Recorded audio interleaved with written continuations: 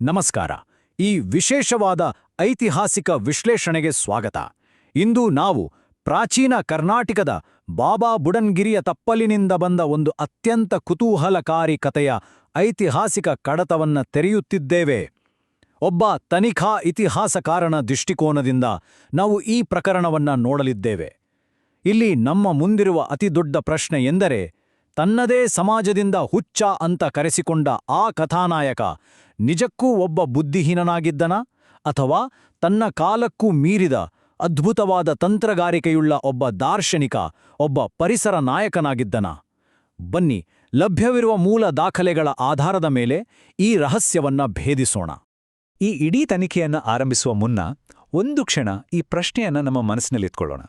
ಇತಿಹಾಸದ ಅತಿ ದೊಡ್ಡ ಹುಚ್ಚರು ವಾಸ್ತವಾಗಿ ಆಯಾ ಕಾಲದ ಅತ್ಯಂತ ಪ್ರಮುಖ ದಾರ್ಶನಿಕರಾಗಿದ್ರೆ ಹೇಗಿರುತ್ತೆ?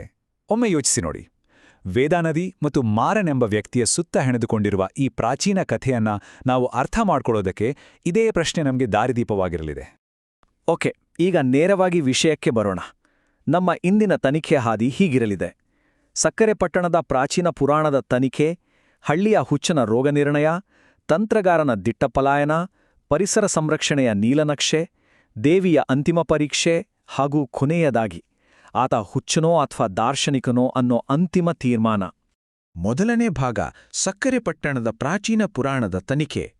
ನಮ್ಮ ತನಿಖೆಯ ಮೊದಲನೇ ಹಂತವಾಗಿ ನಾವು ಪ್ರಾಚೀನ ಕರ್ನಾಟಕದ ಭೌಗೋಳಿಕ ಮತ್ತು ಐತಿಹಾಸಿಕ ಹಿನ್ನೆಲೆಯನ್ನ ಅರ್ಥ ಮಾಡಿಕೊಳ್ಬೇಕು. ಸಾವಿರಾರು ವರ್ಷಗಳ ಹಿಂದಿನ ಈ ಸ್ಥಳದಲ್ಲಿ ನಂಬಿಕೆ ಮತ್ತು ಪ್ರಕೃತಿ ಹೇಗೆ ಒಂದಕ್ಕೊಂದು ಬೆಸೆದುಕೊಂಡಿದ್ವು ಅಂತ ಅರಿಯುವುದು ತುಂಬಾನೇ ಮುಖ್ಯ. ಮೂಲ ದಾಖಲೆಗಳಲ್ಲಿ ಉಲ್ಲೇಖಿಸಿರುವ ಹಾಗೆ ಇದು ಸಕ್ಕರೆ ಪಟ್ಟಣದ ಕಥೆ. ಒಂದು ಕಾಲದಲ್ಲಿ ರುಕ್ಮಾಂಗದ ಎಂಬ ರಾಜನ ರಾಜಧಾನಿಯಾಗಿದ್ದ ಈ ಊರಿನಲ್ಲಿ ಒಂದು ಅಚ್ಚರಿಯ ಐತಿಹಾಸಿಕ ವಿಸ್ಮಯವಿದೆ. ಅಲ್ಲಿನ ಒಂದು ದೇವಾಲಯ ಯಾವುದೋ ದೂರದ ದೇವರಿಗೋ ಅಥವಾ ಪೌರಾಣಿಕ ಹೀರೋಗೋ ಮೀಸಲಾಗಿಲ್ಲ. ಬದಲಾಗಿ ಅದು ಕೇವಲ ಒಬ್ಬ ಸಾಮಾನ್ಯ ಹಳ್ಳಿಯ ಕಾವಲುಗಾರನಿಗೆ ಸಮರ್ಪಿತವಾಗಿದೆ.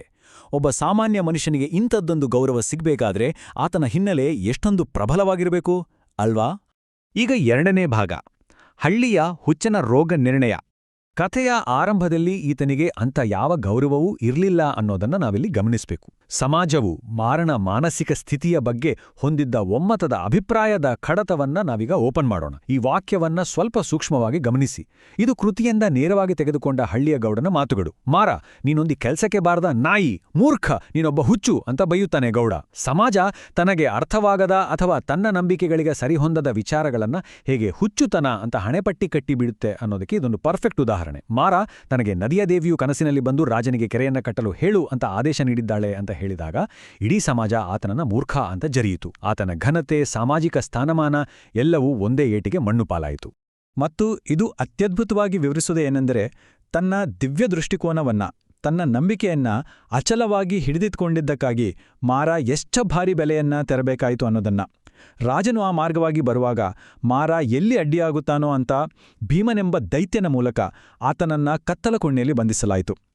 ಕೇವಲ ತನ್ನ ಕನಸಿನ ಮೇಲಿದ್ದ ಅಪಾರ ನಂಬಿಕೆಗಾಗಿ ಆತ ತನ್ನ ಸ್ವಾತಂತ್ರ್ಯವನ್ನೇ ಕಳೆದುಕೊಳ್ಬೇಕಾಯಿತು. ಮುಂದಿನ ವಿಭಾಗ, ಭಾಗ 3: ತಂತ್ರಗಾರನ ದಿಟ್ಟ ಪಲಾಯನ.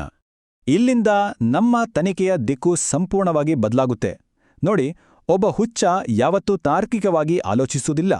ಆದರೆ ಮುಂದಿನ ಘಟನೆಗಳನ್ನು ನೋಡಿದರೆ ಇದು ಕೇವಲ ಹುಚ್ಚುತನ ಖಂಡಿತ ಅಲ್ಲ, ಬದಲಾಗಿ ಅತ್ಯಂತ ವ್ಯವಸ್ಥಿತವಾದ ತಂತ್ರಗಾರಿಕೆ ಅನ್ನೋದು ಸಾಬೀತಾಗುತ್ತೆ. ಒಬ್ಬ ಇತಿಹಾಸಕಾರನ ದೃಷ್ಟಿಯಲ್ಲಿ ನೋಡಿದಾಗ ಇವು ಮಾರನ ಪಕ್ಕ ಲೆಕ್ಕಾಚಾರದ ಹೆಜ್ಜೆಗಳು. ಬಂಧನಕ್ಕೊಳಗಾದ ಮಾರ ಸುಮ್ಮನೆ ಮೂಲೆಯಲ್ಲಿ ಕೂರೋದಿಲ್ಲ. ಆತ ತನ್ನ ಕಾವಲುಗಾರನಾದ ಭೀಮನ ಮನವೊಲಿಸಿ ಅಲ್ಲಿಂದ ಜಾಣತನದಿಂದ ತಪ್ಪಿಸಿಕೊಳ್ತಾನೆ. ಯಾರಿಗೂ ಕಾಣದಂತೆ ರಾಜ ಹಾದು ಹೋಗುವ ದಾರಿಯಲ್ಲಿನ ಒಂದು ಮರವನ್ನೇರಿ ಕುಳಿತುಕೊಳ್ತಾನೆ. ತನ್ನ ಸಂದೇಶವನ್ನ ಅತ್ಯುನ್ನತ ಅಧಿಕಾರದಲ್ಲಿರುವ ರಾಜನಿಗೆ ತಲುಪಿಸಲೇಬೇಕು ಅನ್ನೋ ಒಂದೇ ಒಂದು ಉದ್ದೇಶಕ್ಕಾಗಿ ಆತ ಹೆಣೆದ ಅತ್ಯಂತ ನಿಖರವಾದ ತಂತ್ರ ಇದು. ಇಲ್ಲಿರುವ ದಾಖಲೆಯನ್ನ ಸ್ವಲ್ಪ ನೋಡಿ. ರಾಜರ ಮೆರವಣಿಗೆ ಬರ್ತಾ ಇರುವಾಗ ಮಾರ ನೇರವಾಗಿ ಮರದಿನ ಕೆಳಕ್ಕೆ ಹಾರ್ತಾನೆ. ಅದೆಷ್ಟು ದೊಡ್ಡ ರಿಸ್ಕ್ ಗೊತ್ತಾ ಇದು? ರಾಜನ ಭದ್ರತಾ ಪಡೆಗಳು ಆತನನ್ನ ಅದೇ ಕ್ಷಣದಲ್ಲಿ ಕೊಲ್ಬೋದಾದಂತಹ ಅತ್ಯಂತ ದೊಡ್ಡ ಅಪಾಯ ಅಲ್ಲಿತ್ತು. ಆದರೂ ಆತ ಆ ಅಪಾಯವನ್ನ ಎದುರಿಸ್ತಾನೆ. ತನ್ನ ಸ್ವಾರ್ಥಕ್ಕಲ್ಲಿ ಖಂಡಿತ ಅಲ್ಲ, ಬದಲಾಗಿ ತನ್ನ ಇಡೀ ಸಾಮ್ರಾಜ್ಯವನ್ನ ಕಾಪಾಡುವ ಆ ಒಂದು ನಿಸ್ವಾರ್ಥ ಉದ್ದೇಶಕ್ಕಾಗಿ. ಭಾಗ 4: ಪರಿಸರ ಸಂರಕ್ಷಣೆಯ ನೀಲನಕ್ಷೆ. ನಾವೀಗ ಕಥೆಯ ಅತ್ಯಂತ ಪ್ರಮುಖ ಭಾಗಕ್ಕೆ ಬರ್ತಾ ಇದ್ದೀವಿ. ದೇವಿಯ ಆದೇಶವನ್ನ ಕೇವಲ ಒಂದು ಪೌರಾಣಿಕ ಕಲ್ಪನೆಯಾಗಿ ನೋಡದೆ ಅದನ್ನೊಂದು ಪರಿಸರ ಸಂರಕ್ಷಣೆಯ ಪ್ರಾಚೀನ ಮಾರ್ಗದರ್ಶಿನಿಯಾಗಿ ನಾವಿಲ್ಲಿ ವಿಶ್ಲೇಷಣೆ ಮಾಡಬೇಕಾಗಿದೆ. ದೇವಿಯ ಆದೇಶವನ್ನ ತನಿಖಾ ದೃಷ್ಟಿಯಿಂದ ಬಿಡಿಸಿ ನೋಡಿದಾಗ ಅದರ ಹಿಂದಿರುವ ಅದ್ಭುತ ಪರಿಸರ ಕಾಳಜಿ ನಮಗೆ ಅರ್ಥ ಆಗುತ್ತೆ. ವೇದಾ ನದಿಯು ಮಳೆಗಾಲದಲ್ಲಿ ಉಕ್ಕಿ ಹರಿದು ಬೇಸಿಗೆಯಲ್ಲಿ ಬತ್ತಿ ಹೋಗಿ ರಾಜ್ಯದಲ್ಲಿ ಭೀಕರ ಬರಗಾಲ ಉಂಟಾಗ್ತಾ ಇತ್ತು. ನೀರು ಸುಮ್ಮನೆ ಜೌಗು ಪ್ರದೇಶಗಳಲ್ಲಿ ಪೋಲಾಗ್ತಾ ಇತ್ತು. ಇಲ್ಲಿ ಗಮನಿಸಬೇಕಾದ ವಿಷಯ ಅಂದ್ರೆ ದೇವಿಯು ತನಗೆ ಗುಡಿಯನ್ನಾಗಲಿ ಬಂಗಾರದ ಮೂರ್ತಿಯನ್ನಾಗಲಿ ಕೇಳಲಿಲ್ಲ. ಬದಲಾಗಿ ನದಿಗೆ ಒಂದು ಶಾಶ್ವತ ನೆಲೆ ಅಂದ್ರೆ ಒಂದು ಭಾರೀ ಕೆರೆಯನ್ನ ನಿರ್ಮಿಸಲು ಆದೇಶಿಸುತ್ತಾಳೆ. ಇದು ಸಂಪನ್ಮೂಲ ನಿರ್ವಹಣೆಯ ಅತ್ಯಂತ ಸ್ಪಷ್ಟವಾದ ನಿರ್ದೇಶನವಲ್ಲದೆ ಮತ್ತೇನು ಹೇಳಿ? ಈಗ ಇಲ್ಲಿ ನಿಜಕ್ಕೂ ಆಸಕ್ತಿದಾಯಕವಾದ ವಿಷಯ ಏನಪ್ಪ ಅಂದ್ರೆ ಮಾರನ ಹರಿದ ಬಟ್ಟೆ, ಆತನ ಮೇಲಿದ್ದ ಹುಚ್ಚ ಅನ್ನೋ ಹಣೆಪಟ್ಟಿ ಇವೆಲ್ಲವನ್ನೂ ಮೀರಿ ಆ ರಾಜ್ಯದ ಅತ್ಯಂತ ಪ್ರಬಲ ವ್ಯಕ್ತಿಯಾದ ರಾಜ ಆತನ ಮಾತನ್ನ ನಂಬ್ತಾನೆ. ಆ ನಂಬಿಕೆಯ ಪ್ರತಿಫಲವೇ ಈ ಜೀವನಾಡಿ ಕೆರೆಯ ನಿರ್ಮಾಣ. ರಾಜನ ಒಂದು ಆದೇಶದಿಂದಾಗಿ ಮಾರನ ದೃಷ್ಟಿಕೋನ ವಾಸ್ತವರೂಪ ತಾಳುತ್ತೆ ಮತ್ತು ಒಂದು ಅದ್ಭುತವಾದ ರಕ್ಷಿತ ಪರಿಸರ ವ್ಯವಸ್ಥೆ ಅಲ್ಲಿ ಸೃಷ್ಟಿಯಾಗುತ್ತೆ. ಮಾರನ ಜೀವನದಲ್ಲಿ ಆದ ಈ ಬೃಹತ್ ಬದಲಾವಣೆಯನ್ನು ಒಮ್ಮೆ ಗಮನಿಸಿ. ಮೊದಲು ಆತ ಸಮಾಜದಿಂದ ತಿರಸ್ಕೃತನಾಗಿದ್ದ, ಎಲ್ಲರಿಂದಲೂ ಅಪಹಾಸ್ಯಕ್ಕೊಳಗಾಗಿದ್ದ ಮತ್ತು ಕತ್ತಲು ಕೋಣೆಯಲ್ಲಿ ಬಂಧಿಯಾಗಿದ್ದ ಒಬ್ಬ ಸಾಮಾನ್ಯ ಮನುಷ್ಯ. ಆದರೆ ಈಗ ಆತ ವಿಶಾಲವಾದ ಕೆರೆಯ ಅಧಿಕೃತ ಕಾವಲುಗಾರ. ನೀರನ್ನು ಕಲುಷಿತಗೊಳಿಸದಂತೆ, ಪ್ರಾಣಿ ಪಕ್ಷಿಗಳನ್ನು ಭೇಟಿಯಾಡದಂತೆ ಆ ಇಡೀ ಪರಿಸರವನ್ನು ರಕ್ಷಿಸುವ ಒಬ್ಬ ನಿಜವಾದ ಪರಿಸರ ಸಂರಕ್ಷಕನಾಗಿ ಅವನು ಬೆಳೀತಾನೆ. ಆತನ ಈ ಪಾತ್ರ ಇಂದಿನ ನಮ್ಮ ಮಾಡರ್ನ್ ಪರಿಸರವಾದಿಗಳ ಪಾತ್ರಕ್ಕೆ ಅಕ್ಷರಶಃ ಸಮಾನಾಂತರವಾಗಿದೆ. ಭಾಗ 5 ದೇವಿಯ ಅಂತಿಮ ಪರೀಕ್ಷೆ. ಸರಿ, ಎಲ್ಲವೂ ಸುಗಮವಾಗಿದೆ, ಕಥೆ ಸುಖಾಂತ್ಯ ಕಂಡಿತು ಅಂತ ನಾವು ಅಂದುಕೊಳ್ಳುವಾಗಲೇ ಒಂದು ಹೊಸ ಭಯಾನಕ ಆಪತ್ತು ಎದುರಾಗುತ್ತೆ. ಸೃಷ್ಟಿಸಿದ ಪರಿಸರ ವ್ಯವಸ್ಥೆಯ ಶಾಂತಿಯನ್ನೇ ಕದಡುವ ಆ ಅಂತಿಮ ಪರೀಕ್ಷೆಯನ್ನ ನಾವೀಗ ನೋಡಲಿದ್ದೇವೆ. ಇದು ಮೂಲ ದಾಖಲೆಗಳಲ್ಲಿ ಕಂಡುಬರುವ ಕಥೆಯ ಅತ್ಯಂತ ಉದ್ವಿಗ್ನ ಘಟ್ಟ. ಯಾವ ದೇವಿಯೂ ಆ ಕೆರೆಯನ್ನ ನಿರ್ಮಿಸಲು ಕಾರಣಲಾಗಿದ್ದಳೋ ಅದೇ ದೇವಿಯು ಪ್ರಳಯ ಸ್ವರೂಪಿಯಾಗಿ ವಿಪರೀತ ಕೋಪದಿಂದ ತನ್ನ ಸೃಷ್ಟಿಯನ್ನೇ ನಾಶ ಮಾಡಲು ಮುಂದಾಗುತ್ತಾಳೆ. ಭಯಂಕರ ಮಳೆ, ಚಂಡಮಾರುತದಿಂದಾಗಿ ವೇದಾ ನದಿಯು ಉಕ್ಕಿ ಹರಿದು ಕೆರೆಯ ಒಡ್ಡು ಒಡೆಯೋ ಹಂತಕ್ಕೆ ಬಂದು ನಿಲ್ಲುತ್ತೆ. ಒಂದು ವೇಳೆ ಕೆರೆ ಒಡೆದರೆ ಇಡೀ ರಾಜ್ಯ, ನೂರಾರು ಹಳ್ಳಿಗಳು ಕ್ಷಣಾರ್ಧದಲ್ಲಿ ನೀರುಪಾಲಾಗುವ ಭೀಕರ ಆತಂಕ ಎದುರಾಗುತ್ತೆ. ಮುಂದಿನ ಹಂತಕ್ಕೆ ಹೋಗೋಣ ಮತ್ತು ಈ ಕಥೆ ಹೇಗೆ ಬೆಳೆಯುತ್ತೆ ಅಂತ ನೋಡೋಣ. ಈ ಅಸಾಧ್ಯವಾದ ಪರಿಸ್ಥಿತಿಯಲ್ಲಿ ಮಾರುನು ತನ್ನ ಜನರನ್ನ ಉಳಿಸಲು ರೂಪಿಸಿದ ಆ ದುರಂತ ಆದರೂ ಅತ್ಯಂತ ಅದ್ಭುತವಾದ ತಂತ್ರಗಾರಿಕೆಯ ಹೆಜ್ಜೆಗಳು ಇವು. ಆತ ಮೊದಲು ದೇವಿಯನ್ನ ಎದುರಿಸಿ ತಾನು ರಾಜನಿಗೆ ವಿಷಯ ತಿಳಿಸಿ ಹಿಂದಿರುಗುವವರೆಗೆ ಕೆರೆಯನ್ನ ಒಡೆಯದಂತೆ ಮಾತು ಪಡಿತಾನೆ. ನಂತರ ಆ ಭೀಕರ ಬಿರುಗಾಳಿಯಲ್ಲೇ ಓಡಿಹೋಗಿ ರಾಜನಿಗೆ ತನ್ನ ಹತಾಶೆಯ ಆದರೆ ಅತ್ಯಂತ ನಿಖರವಾದ ಯೋಜನೆಯನ್ನ ವಿವರಿಸ್ತಾನೆ. ತಾನು ವಾಪಸ್ ಬಂದ್ರೆ ಮಾತ್ರ ತಾನೇ ದೇವಿ ಕೆರೆ ಒಡೆಯೋದು. ಹಾಗಾಗಿ ತನ್ನ ಶಿರಚ್ಛೇದನ ಮಾಡುವಂತೆ ರಾಜನಿಗೆ ಬೇಡಿಕೊಳ್ತಾನೆ. ಎಂಥ ತ್ಯಾಗ ಅಲ್ವಾ? ತನ್ನ ಪ್ರಾಣತ್ಯಾಗದ ಮೂಲಕವೇ ದೇವಿಯನ್ನ ಆ ಮಾತಿನಲ್ಲಿ ಶಾಶ್ವತವಾಗಿ ಬಂಧಿಸಿಬಿಡ್ತಾನೆ. ನಮ್ಮ ಕೊನೆಯ ವಿಭಾಗ, ಭಾಗ 6, ಹುಚ್ಚುತನವೇ ಅಥವಾ ದಾರ್ಶನಿಕ ನಾಯಕತ್ವವೇ. ನಮ್ಮ ಈ ತನಿಖೆಯ ಅಂತಿಮ ಘಟ್ಟಕ್ಕೆ ನಾವು ಬಂದಿದ್ದೇವೆ. ಮಾರನ ಆ ಅಂತಿಮ ತ್ಯಾಗದ ದೀರ್ಘಕಾಲೀನ ಪರಿಣಾಮಗಳನ್ನು ವಿಶ್ಲೇಷಿಸಿ ನಾವಿಂದು ಒಂದು ನಿರ್ಧಾರಕ್ಕೆ ಬರಬೇಕಾಗಿದೆ.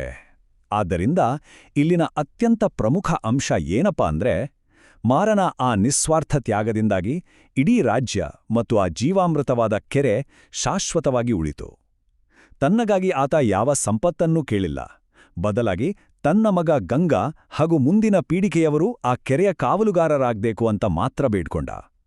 ಆತನ ತ್ಯಾಗಕ್ಕಾಗಿ ಜನ ಆತನಿಗೆ ಒಂದು ದೇವಾಲಯವನ್ನೇ ಕಟ್ಟಿ ಆತನನ್ನ ಶಾಶ್ವತವಾಗಿ ಅಮರನನ್ನಾಗಿಸಿದರು. ಒಂದು ಕಾಲದಲ್ಲಿ ಹುಚ್ಚ ಅಂತ ಕರೆಸಿಕೊಂಡ ಅದೇ ವ್ಯಕ್ತಿ ತನ್ನ ದೂರದೃಷ್ಟಿ ಮತ್ತು ತ್ಯಾಗದಿಂದ ಒಬ್ಬ ಅಪ್ರತಿಮ ದಾರ್ಶನಿಕ ನಾಯಕ ಅನ್ನೋದನ್ನ ನಿಸ್ಸಂದೇಹವಾಗಿ ಸಾಬೀತುಪಡಿಸಿದ. ಈ ಪ್ರಾಚೀನ ಐತಿಹಾಸಿಕ ಕಥೆ ನಮ್ಮ ಇಂದಿನ ಆಧುನಿಕ ಜಗತ್ತಿಗೂ ಅತ್ಯಂತ ಪ್ರಸ್ತುತವಾಗಿದೆ.